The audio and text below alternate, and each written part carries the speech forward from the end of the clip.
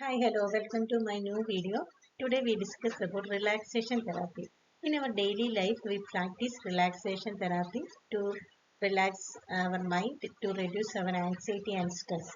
Let's see what are these relaxation therapies. The definition of relaxation therapy is a component of body-mind intervention in which a therapist helps the participants at the higher extent of mind relaxation. Relaxation therapy is a broad term used to describe a number of techniques that promote stress reduction, elimination of tension throughout the body, and a calm and peaceful state of mind. The purpose of relaxation therapy include to calm the brain, to permit thinking process to a stream in an even smooth pace, trigger the relaxation reaction. It also improves the circulation, digestion, it relieves muscle fatigue and pain, it improves the physical and mental health, it lower the blood pressure, heart rate and breathing, increase our concentration and memory, suppress tension and anger, and reduce sleep deprivation and increase energy. As I already said, the benefits of relaxation, it decreases heart rate, respiratory rate, blood pressure, skeletal muscle tension and anxiety, and it increases energy level, productivity, concentration, self-confidence.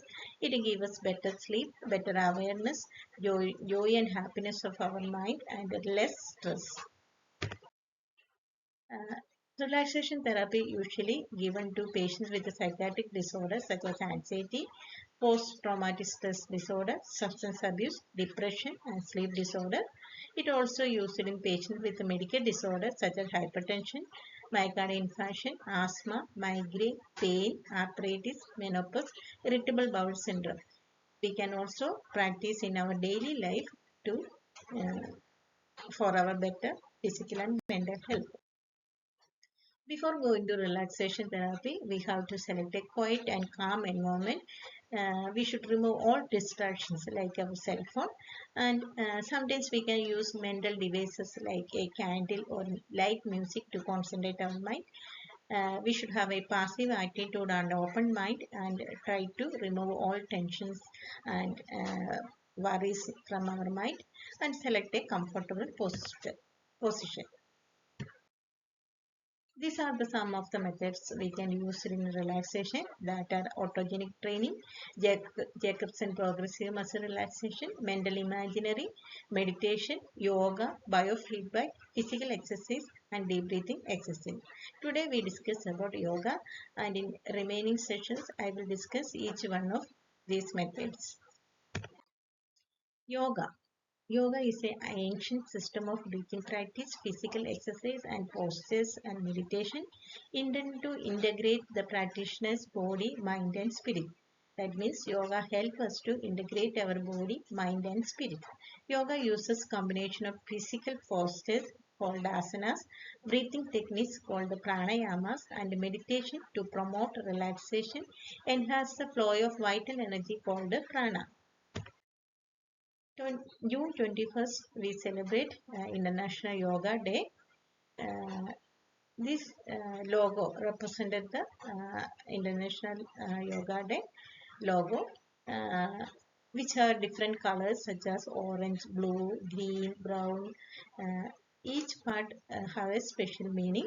The joining hands means it represents the union of body, mind and spirit, and orange hollow represent fire element, and the globe represented oneness or universality, and the green leaf represented nature, and brown leaf represented air, and blue human art represented water and body. These are the 8 limbs of yoga, which include dharma means focus, pranayama means breathing work, dhyana means meditation, asana means different postures, pratyahara withdrawal from violence and all type of untruthfulness. Yama means mortality, samadhi means union, and nima means observation. Let's discuss one by one. First one is yama, that means self-control. It can be obtained by practicing such as chastity, non-stealing, non-violence, truthfulness, and avoidance of greed. Second one is nema, which means religious observance through chanting of Vedic hymns, austerity, purity, and contentment. Third one is asana. It means assumption of different body postures. Fourth one is pranayama. It means regulation of breath with the controlled rhythmic exhalation and inhalation and temporary suspension of breathing. Fifth one is pratyahara. It means restraints of senses. That means we use our eyes, ears, vision, hearing, all these things with caution. Sixth one is dharana. Dharana means studying of mind through fixation of some part of the body, such as nose or navel. Meditation. Seventh one is dhyana or meditation. It is a true object of knowledge about the Supreme Spirit to the exclusion of other things in the life.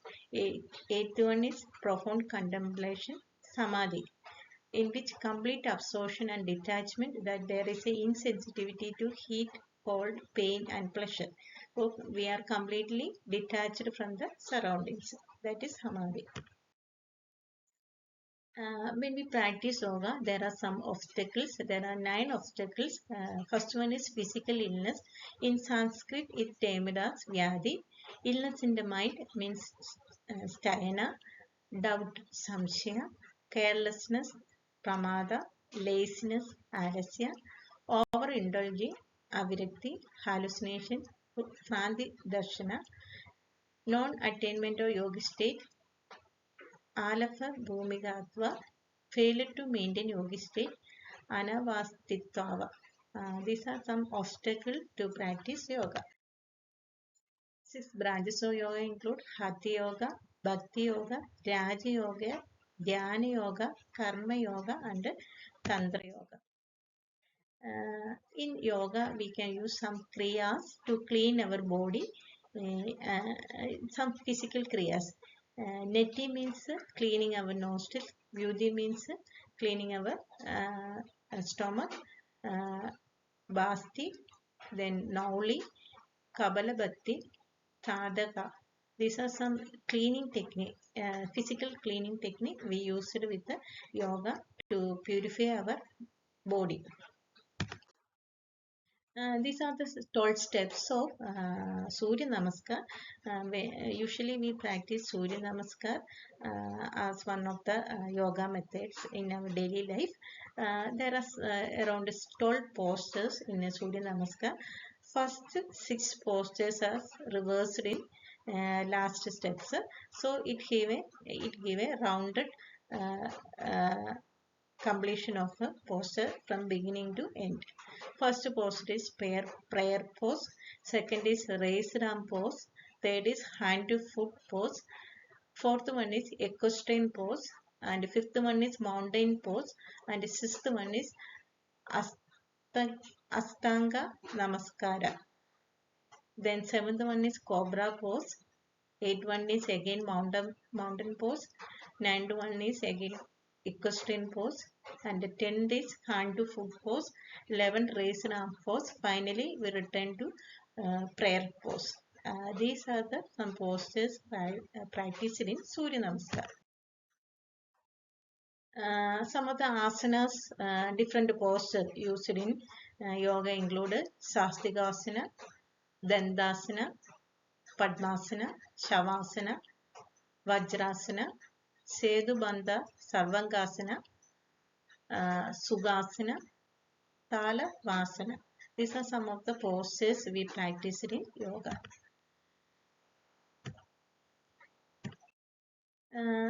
Also we practice some breathing patterns in yoga, that is Haniloma, Viloma, Surya Vedana, in which we give a posture such as cross leg, and our left hand is keep in a straight posture. Then using the right hand, we close the left nostril and inhale through the right nostril. Then we close the right nostril and exhale to the left nostril. So there are different types of breathing technique used in yoga. These are some areas in our body where we concentrate our mind to relax our mind. These are Jaladhara Bandha, Uddiyana Bandha, and Mula Bandha. Also, some mudras we used when we take different postures. The psychological benefits of yoga include it helps to decrease our stress, reduce anxiety, reduce depression, uh, eliminates the hostility, diminish effect of trauma, lower risk of mental health condition, boost memory, support concentration, heightened mood, improved attention, and recognize self-acceptance. So, in daily life, and practice different types of yoga such as Surya Namaskar and different breathing technique and poses to relax our mind. So in next video, I will come with uh, different other types of relaxation therapy. Till then, bye. See you in next video. Thank you.